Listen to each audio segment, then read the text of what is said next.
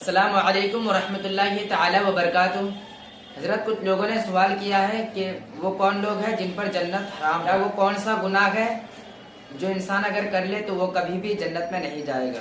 وعلیکم السلام ورحمۃ اللہ تعالی وبرکاتہ۔ جو انسان کفر اور شرک پر مر جائے اس پر جنت حرام ہے، لیکن کفر اور شرک کرتا رہا مگر اخیر میں توبہ کر لی تو معاف ہو جائیں گے انشاءاللہ تبارک و تعالی۔ جو شخص کفر و شرک کرتا رہا اور اسی حالت میں مر گیا، حالانکہ اس نے کچھ اچھے کام بھی کیے لیکن مرا تو وہ کفر کی حالت میں مرا، بے شک وہ شخص جنت سے محروم رہے گا، یعنی کبھی بھی جنت میں نہیں جائے گا۔ اگر آپ ابھی تک اس چینل کو سبسکرائب نہیں کیے ہوں تو اس چینل کو سبسکرائب کر لیں تاکہ دینی معلومات آپ کی بڑھتی جائے اور ہر مسئلے کا نوٹیفیکیشن آپ تک بہت جلد پہنچ جائے۔ کفر کسے کہتے ہیں؟ سب سے پہلے کفر اور اس کے بعد شرک کی تعریف ہم سنیں گے۔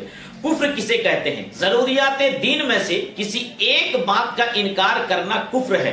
اور ضروریات دین سے مراد کیا ہے؟ ضروریات دین سے مراد وہ دینی باتیں ہیں جن کا دین سے ہونا ایسا قطعی یقینی دلیل سے ثابت ہو جس میں ذرہ برابر شبہ نہ ہو، اور اس کا دینی بات ہونا ہر خاص و عام کو معلوم ہو۔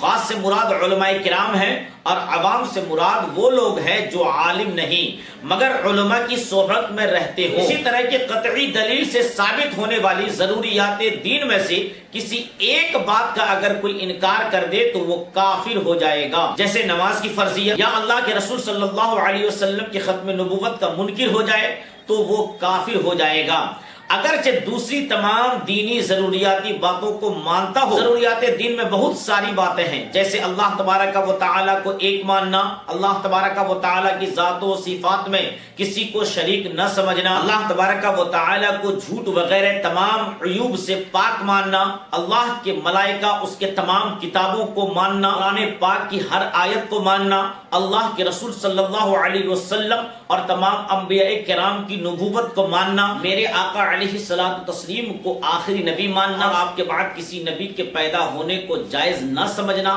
اسی طرح قیامت اور حساب و کتاب، جنت و دوزخ، ان تمام باتوں کو ماننا، نماز، روزہ، حج اور زکوٰۃ کی فرضیت کو تسلیم کرنا، یہ وہ تمام چیزیں ہیں جو ضروریات دین میں سے ہیں۔ وہ تمام چیزیں جو ضروریات دین میں سے ہیں، ان تمام چیزوں میں سے اگر ایک بات کا انکار کیا تو یہ کفر ہے۔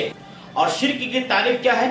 تو شرک کے بارے میں علماء کرام لکھتے ہیں کہ اللہ تبارک و تعالیٰ کی ذات اور صفات میں کسی کو شریک کرنا، اور اس کی ذات اور صفات میں کسی کو شریک ٹھہرانے کا مطلب یہ ہے کہ خدا کے علاوہ کسی اور کو خدا مانے، یعنی دو یا دو سے زیادہ خدا مانے، جیسے عیسائی تین خدا کو مان کر مشرک ہو گئے تو یہ سب شرک ہے۔ اور جیسے اللہ تبارک و تعالیٰ کے علاوہ کسی اور کو بھی واجب الوجود مانے یا مستحق عبادت مانے تو یہ بھی شرک ہے۔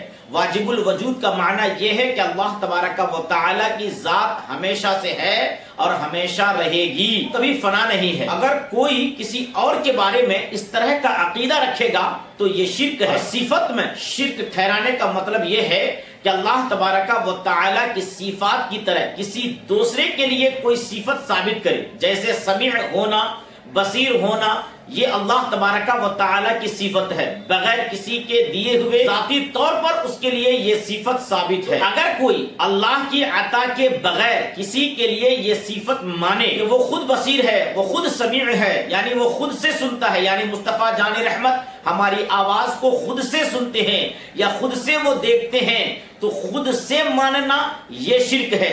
لیکن اگر کوئی اللہ کی عطا کے لیے مانے تو یہ شرک نہیں ہے، جیسا کہ اللہ تبارک و تعالیٰ نے خود فرمایا کہ انسان کو ہم نے سمیع اور بصیر بنایا، یعنی سننے والا اور جاننے والا بنایا ہے۔ اور جو لوگ سنیوں کو دھوکہ دینے کے لیے کہتے ہیں کہ معاذ اللہ سنی لوگ اولیاء کرام، انبیاء کرام کو اللہ کا شریک ٹھہرا دیتے ہیں، علم غیب اللہ کی صفت ہے اور یہ نبی اور ولی کے لیے ثابت کرتے ہیں، اختیارات وغیرہ کو نبی اور ولی کے لیے ثابت کرتے ہیں، تو یہ خدا کی صفت ہے۔ یاد رکھیں کہ اگر کوئی یہ عقیدہ رکھے کہ علم غیب اللہ کی عطا کے بغیر کسی کو حاصل ہو گیا تو یہ بہرحال شرک ہو جائے گا۔ لیکن اہل سنت والجماعت کسی نبی یا ولی کے لیے اگر اس طرح کی صفت کو بیان کرتے ہیں تو یہ اللہ کی عطا سے بیان کرتے ہیں کہ اللہ نے نبی کو یہ صفت عطا فرمائی، علم غیب عطا فرمایا، اختیارات عطا فرمائے، اور خدا کی عطا سے اگر ان صفتوں کو مانا جائے تو یہ شرک نہیں ہے۔ ہاں اگر کوئی اللہ کی عطا کے بغیر ذاتی طور پر کسی کے لیے ان صفات کو ثابت کرے تو یہ شرک ہو جائے گا، اور الحمدللہ اہل سنت ان صفات کو ذاتی طور پر انبیاء کرام اور اولیاء کرام کے لیے ثابت نہیں کرتے ہیں، بلکہ اللہ کی عطا سے کرتے ہیں، اور خدا کی عطا سے ان صفات کو ان محبوبین کے لیے ثابت کرنا یہ شرک نہیں ہے۔ تو آپ نے شرک اور کفر کی تعریف کو سماعت کر لیا۔ مثال کے طور پر اگر نماز کا انکار کر دیا، روزے کا انکار کر دیا، حج کا انکار کرنا، اللہ کے رسول کی ختم نبوت انکار کرنا، یہ کفر ہے۔ اور شرک یہ ہے کہ اللہ کے علاوہ اس کی ذات اور صفات میں کسی اور کو شریک ٹھہرانا، یعنی جو طاقتیں ان کے پاس ہے ذاتی طور پر، وہی ساری چیزیں ذاتی طور پر کسی اور کو بھی ماننا، یہ بھی شرک ہے۔ المختصر آپ نے جو سوال کیا وہ کون سے گناہ ہے کہ جس کو کرنے کے بعد آدمی کبھی بھی جنت میں نہیں جائے گا، یا وہ کون لوگ ہیں جن پر جنت حرام ہے؟ تو کفر اور شرک یہ وہ گناہ ہے جن کو کرنے کے بعد اگر اسی حالت میں اگر وہ مر گیا تو وہ کبھی بھی جنت میں نہیں جائے گا۔ امید ہے کہ آپ نے جو سوال کیا ہے آپ کے سوال کا تشفی بخش آپ کو جواب مل گیا ہوگا۔ تو اس ویڈیو کو زیادہ سے زیادہ اپنے دوستوں احباب تک شیئر کریں۔ اللہ اعلم ورسولہ اعلم بالصواب۔ السلام علیکم ورحمۃ اللہ تعالی وبرکاتہ۔